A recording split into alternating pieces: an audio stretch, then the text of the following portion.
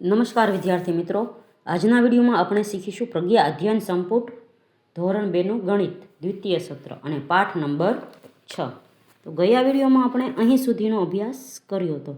આજના વિડીયોમાં આપણે આગળનો અભ્યાસ કરીશું। તો પછી 4 નંબરનો છે 14 અને 39।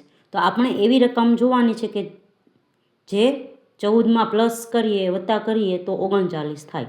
તો આપણે 14 છે તો 14 થી 39 સુધી જવા માટે આપણે આ મોતી કાઉન્ટ ગણીશું। 1 2 3 4 5 6 6 ને 10 16 17 18 19 20 21 22 23 24 25। તો આપણે 25 આગળ વધીશું તો 39 પહોંચીશું। તો આપણે અહીંયા 25 લખીશું। એવી જ રીતે અહીં ગમે તે આંકડો લખવાનો છે। તો મેં 16 અને 27 લખેલો છે। તો અહીં 16 અને 27 ભેગા કરીશું, સોરી 27 નથી 20 છે।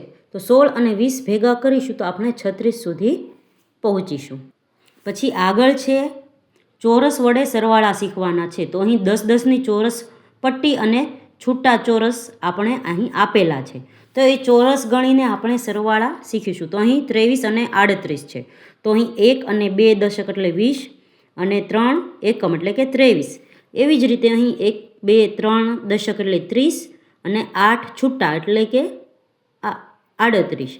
હવે તો એ બંનેને ભેગા કરીશું તો 2 અને 3 5 થશે એટલે કે 5 દશક, અને આ છૂટાને ભેગા કરીશું તો થશે 11। તો 11 એકમ, 5 દશક અને 11 એકમ। હવે આ 11માં 1 દશક થાય છે એટલે કે 6 દશક થશે અને 1 એકમ થશે।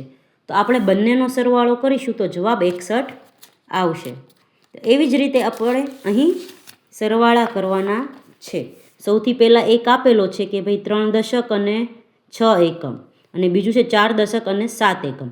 તો અહીં 3 અને 4 દશક એટલે કે 7 દશક થશે અને 13 એકમ। તો 13માંથી 1 દશક આપણે કાઢીએ તો 8 દશક અને 3 એકમ થશે। 8 દશક એટલે કે 80 વત્તા 3 એટલે કે 83 જવાબ આવશે। હવે આગળ છે 3 દશક અને 4 દશક, પછી છે 5 એકમ અને 9 એકમ। તો પહેલાં 3 દશક દોરવાની છે એટલે કે 3 10ની પટ્ટી કરવાની છે અને 4 બીજી 10ની પટ્ટી, એટલે 3 ને 4 7 10ની પટ્ટી થશે અને 9 એકમ અને 5 એકમ બંને અલગ કરવાના છે। 9 અને 5 14 એકમ થશે। તો 14માં 1 દશક આવે છે એટલે 7 ને 1 8 દશક એટલે કે 80 વત્તા 4 એટલે કે 80 વત્તા 4 84 થશે। પછી આગળ છે 5 દશક અને 8 એકમ, 3 દશક અને 2 એકમ। તો અહીં 8 દશક થશે, 3 અને 5 8 દશક થશે અને 8 એકમ અને 2 એકમ 10 એકમ થશે। તો 8 ને 1 9 દશક થશે અને એકમ 0 આવશે। તો 90 વત્તા 0 એટલે કે 90। એવી જ રીતે આગળ છે 8 દશક 1 દશક અને 4 એકમ। તો અહીં 8 દશક 1 દશક ને 4 એકમ એટલે કે 14 એકમ, એટલે 8 અને 1 9 દશક થશે અને 4 એકમ। તો 90 વત્તા 4 94 જવાબ આવશે। પછી આગળ છે 2 દશક અને 4 દશક।